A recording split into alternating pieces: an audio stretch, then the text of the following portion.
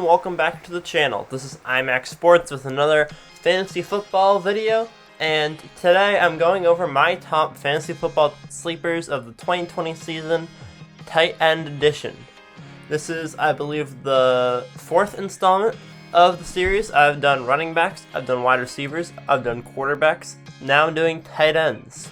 So I've been doing this series every Sunday. Make sure to check out those other videos.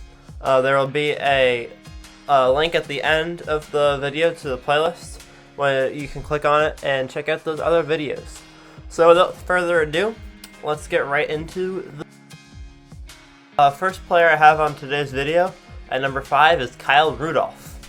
So Kyle Rudolph, going into this year's draft, his average draft position is 146, and I think that that's a little bit too unreasonably low.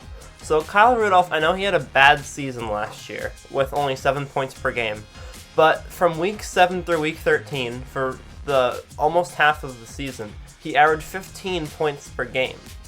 But for just the rest of the weeks, he either got one catch or he didn't get any catches at all, and that brought his numbers way down. I think that Kyle Rudolph has amazing potential, and I think that with a career average of 9.4 points per game, he's always been a solid tight end. But just having last year being a dip down a little bit, down to 7, I think that he's an easy 14th, 13th round pick that you can get as a steal as a backup tight end, or even your starter if you really don't like wasting early picks on tight ends. If you don't think that a good tight end is an important part of your fantasy football team, then get Kyle Rudolph late in the game, because he can be a really solid tight end for you. It just needs to be the right year, I guess. So he was a top 7 tight end from 2015 through 2018. So that's 4 years in a row that he was a top 7 tight end. One of those years he was number 2. So he has amazing potential, but he just didn't show it last year, and I think that you can get him for a steal this year because of last year's differences. Next is Darren Waller. Now, I know that Darren Waller isn't really a sleeper pick, but just compare his stats to other people. In 2020, he had 14 points per game. That was 3rd in the league. He was now, for the draft position this year, he's getting picked 13 spots behind Zach Ertz, and who Darren Waller did better than in 2020. And he's being picked 35 spots behind George Kittle, who only did 1 point better than him in 2019, sorry. George Kittle had 1 extra point over Darren Waller over the course of 16 games in 2019. And now Darren Waller is being picked 35 spots below George Kittle, who's being picked at the 22nd pick of the draft. So I think that Darren Waller, if you can get him in the 5th round or the 6th round, he's going in the late 6th round. If you can get him in the 5th round, that's an amazing pickup, because you're getting a 3rd round talent in the 5th round. And I think that he can be an amazing... Also, the Raiders have no wide receivers. They have Tyrell Williams and Henry Ruggs, and that's about it. Henry Ruggs is a rookie. Tyrell Williams is getting old. And Darren Waller is a young, healthy, amazing, monstrous tight end that can do wonders for your team. And I think that Derek Carr is going to recognize that, and he's going to exploit it.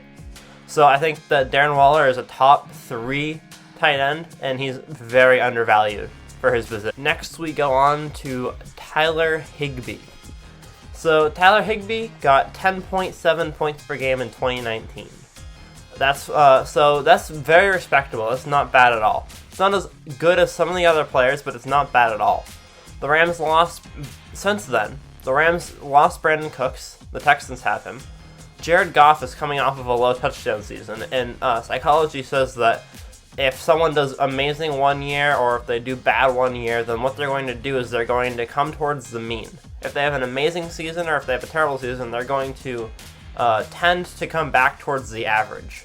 So if Tyler Higbee got 10.7 points last year with only 3 receiving touchdowns, and Jared Goff only threw just over 20 touchdowns, then if he throws almost 30 this year, and he throws more touchdowns and there's less receivers to catch those touchdowns, then Higbee's touchdowns should go up to 6 or 7, and his yards should improve too, considering Brandon Cooks is gone. Todd Gurley is also gone, which means that some of those receiving yards that Todd Gurley would be getting are going to be going elsewhere, possibly to players like Tyler Higbee. Robert Woods is old. That's just a comment I would like to make. I know that it doesn't really affect anything, but he is old. There's a possible chance of injury. There's a possible chance of not being able to perform as well. There's a possible chance of a lot of different things, and I think that Higbee will be a crucial part of this team next year, and he'll be important to the team continuing to do well, and I think that he is due for 80 or more receptions this season. I think that he can get 80 receptions, 7 receiving touchdowns, and 800 yards, then you're looking at 13 points per game from Tyler Higbee. And I think that 13 points per game is hard to come by for a tight end. That's a top 5 talent, and you can get him in the 13th round. I mean, 120, that's the last pick of the 13th round, the last pick of the 12th round. So if you want Tyler Higbee, if you want an amazing top starting tight end and you don't want to pay for him, get Tyler Higbee in the 10th round, because he can do amazing things for your team this year. Next is Jared Cook at number 2. Jared Cook is a little bit different than Tyler Higbee on a couple of different things. One, he did better last season. He averaged 12 points per game instead of 10.6. Next, he is projected to go a little bit higher, frankly, because he had a little bit of a better season last year. This year, he's projected to go in the mid 11th round instead of the late 12th round like Higbee.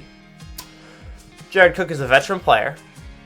His quarterback is Drew Brees. His Pro Bowl, he's been in the Pro Bowl his last 2 seasons, and from 2018 and 2019, he averaged 12 points per game both years, which is impressive for a tight end. Not many tight ends do that 2 years in a row. Even more undervalued is that, I think, so my evaluation for Jared Cook is that he's more undervalued than Darren Waller. Jared Cook is an 8th round talent, at worst. Possibly a 6th or 7th round talent, and you can get him in the 10th round. Jared Cook and Tyler Higbee are 2 big sleepers for the reason that they aren't the top tier, so they're not called the top tier. And since they're not seen in the news, then they're not going to get picked. And then since they're not going to get picked, you can get them for cheap. So it's not like Darren Waller where, oh, he's a sleeper because he's a little bit below what he's supposed to be. No. They're way below what they're supposed to be. Tyler Higbee is an 8th round pick. Jared Cook is a 7th round pick. You can get them in the 11th and 12th rounds. So I would get Jared Cook in the 9th or 10th round if you can, and I would get Tyler Higbee in the 10th or the 11th round, because moving up one position for them, it's still a steal, and you're still getting an amazing tight end. And so usually after number 2, before I go on to number 1, what I've done in my other videos is I've had an honorable mention section. But since there aren't really a lot of honorable mentions for tight end sleepers, considering there aren't a lot of tight ends, I decided to fill this category with a player that I wouldn't put as a sleeper, because I know that they can go anywhere from number 1 to number 150. And I wouldn't really put them as a sleeper also because they were retired last season. But as my number 6 pick, I have Rob Gronkowski as my number 6 pick for tight end sleepers in 2020. So I wouldn't have him on here, but you just can't have a fantasy football team without Rob Gronkowski, in my opinion. I'm going to have 3 leagues this year, and he will be on at least one of them, possibly 2, probably 2, possibly all 3. His average draft position is 74, which puts him around the 8th round. Here are some statistics about Rob Gronkowski. The first one's an opinion. It's mine. He's the best tight end in NFL history. Yes, I know a lot of people say Tony Gonzalez is the best tight end in NFL history. Rob Gronkowski has 2 times more touchdowns than any other player in the playoffs in NFL history besides Jerry Rice. Jerry Rice has 20, Gronk has 12. Everyone else in existence has had 6 or less. And he got those 12 touchdowns in, 12 games? Yeah, he got his first 12 playoff receiving touchdowns in 12 games. He's played 15, so he hasn't had any in the last 3 games, but he had 12 in the first 12 playoff games he played. Next, he's never had a season below 10 points per game in his career for fantasy football, including 2018.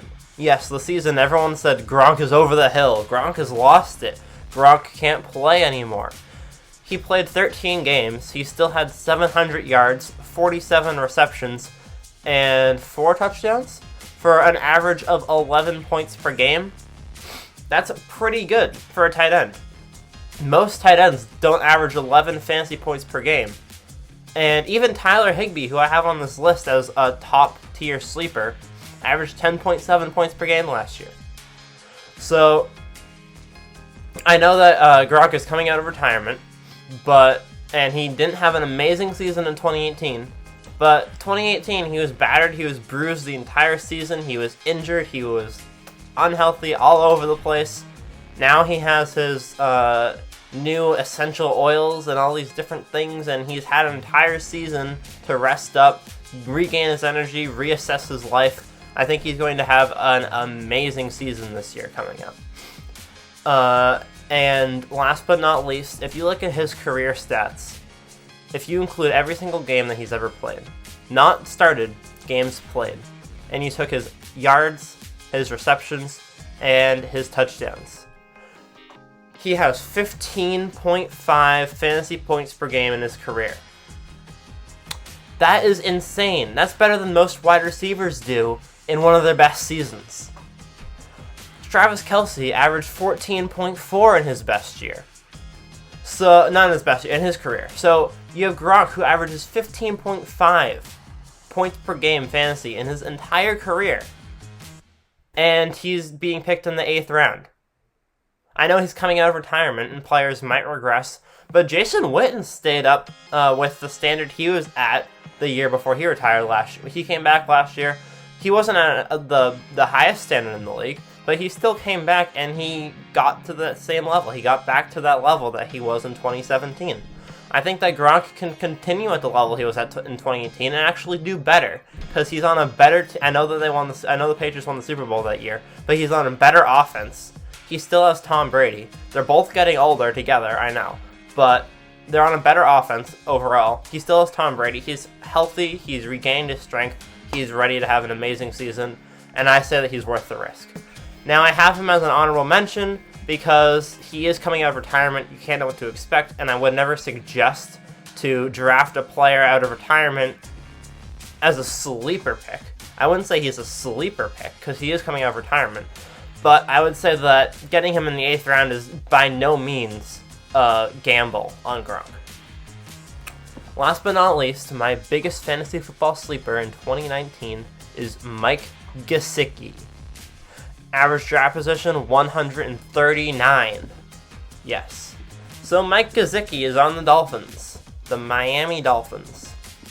Week 7 through 17 in 2019, the last 11 weeks of the season, he averaged 12.5 points per game in 10 games. There's a bye week in there. He averaged 12.5 points per game in 10 games. That's more than Jared Cook did. Okay? In a 16-game season with adjusted stats, would have put Gesicki 6th, just behind Mark Andrews, whose average draft position is 46. Mark Andrews is being drafted in the 5th round.